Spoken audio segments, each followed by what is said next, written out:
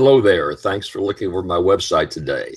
I was asked a question this weekend I want to share with you. Had a couple of grandsons say, look, you're a lawyer. They call me JB. They say, JB, if you're a lawyer, how can you represent someone who you know is guilty? How can you do something like that? If they're guilty, shouldn't they just go to jail? Why do they have to have a lawyer? And I looked back on my experience as a criminal lawyer. I haven't done that in many years, but back in the 60s, and I know that goes a long, long way back, I had a number of criminal cases, from capital cases, murder cases, right down to major robberies. In the old days in Louisiana, we didn't have a public defender that was paid. If you couldn't afford a lawyer, the judge would appoint a lawyer in the court to represent you. I lived in the very rural area of Concordia Parish up in northeast Louisiana. And traditionally up there, the newest young lawyer got the cases. And you didn't mind that because you got paid, gosh, a lot of money, $50 or $100. And you were starting off making as much as $18,000, $20,000 a year. $100 a case was something you would take. Often you would plead the person guilty if they admitted. But you had some tough decisions to make. And I tried to explain these to my grandchildren.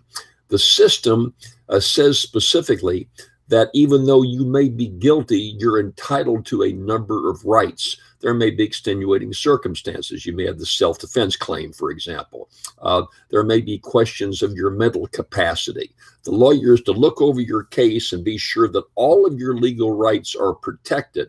And what we find in this country today, even though we are a progressive, sophisticated country, wealthiest country in the world, we have problems in our judicial system. We hear not monthly, not weekly, but every single day where someone has been convicted who was innocent. And for a variety of reasons, that takes place. We find in the system that ID, the identification, often can be wrong. In some terrible cases, where there was robbery, rape, something like that. If the person was white and perhaps it was an African-American that attacked them, it was not real good light. If they hadn't had experience in observing a number of African-Americans, they may say, well, yeah, that's the guy, when it really wasn't. Any number of false identifications take place in this country. There are also false confessions. You say, well, if somebody didn't do it, why on earth do they confess? Well, we've had cases where young people have been, or any number of people at any age have been interrogated day after day. They just get beat down. They're said, look, if you want to go home or see your family again, you just better confess. And finally, out of desperation, innocent people confess. That happens a lot in this country today. And so you see these various circumstances that take place. The things I've written about and are very troubled about is prosecutorial misconduct. And it happens regularly in this country today. We have many good prosecutors and decent judges who try to follow the law. But there are many unscrupulous prosecutors who do not. They just want a conviction. They want a notch on their six gun. And their prosecutorial misconduct takes place a lot in this country. There might be evidence that shows your innocence or can raise a possibility of doubt that is not given to the defense attorney. And so for all of these reasons, you want an attorney to represent you to be sure that your basic rights guaranteed to you under the Constitution are protected. And we've had horrible situations where people have been executed and later found out that they're innocent.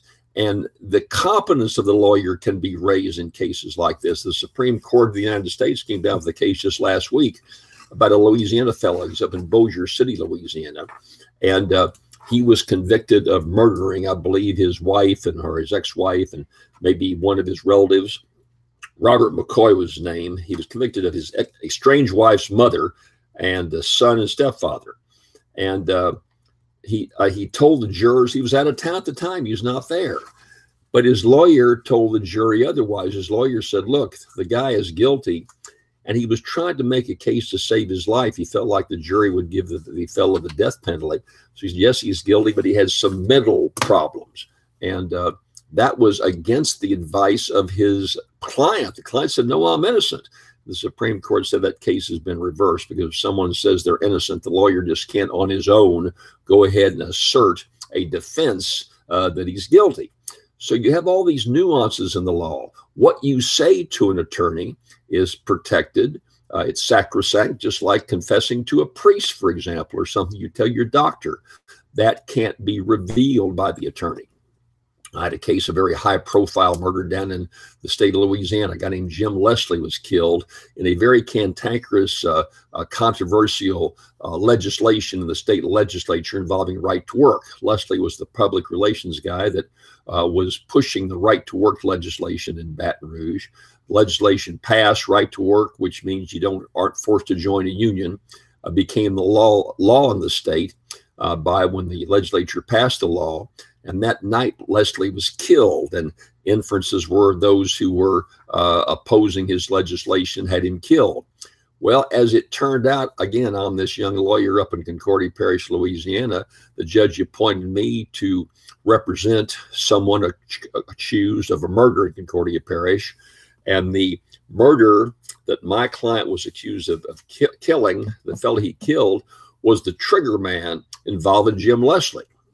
And so my client confessed to me all that he had done. I was prohibited from revealing that to the court. My client was convicted and died in prison. And after he passed away, then the attorney-client privilege came to an end.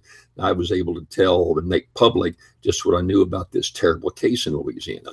So it's a complicated relationship involving attorney-client privilege, what a lawyer can do and can't do, but it's very necessary because time and time again, I've seen cases of innocent people who did not have proper legal representation and were convicted. That's why we have this adversarial system.